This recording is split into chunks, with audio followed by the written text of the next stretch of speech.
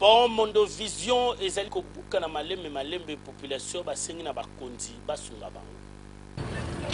Pont oyo ezali côté à pompage nzela ya komata Don Bosco na Kimbwala. Vula o ebetaki mardi esali lisusu ba fissure ya makasi. Pont oyo eza ko risquer ebuka na nzoka nde pont yango nde esungaka population ya côté o makasi pamba te monde oyo ezalaka ba côté ya Kimbwala. Il faut que lukile yango kombo. Remercier mingi na lingala facile na ndenge baye ko filmer place oyo bota na ndenge bebi yango to sengi na chaîne santé baya ko tela biso problème ya pont oyo po sogite calamité somvule noki lisusu ya ko beba en tout cas to sengi na bakonza mboka baya tala na problème o malamu. Pont oyo eza le seul pont oyo vraiment et permetaka accès pour na Don Bosco. Soki awe katani vraiment kozala difficile pour na bato Don Bosco ba accéder facilement.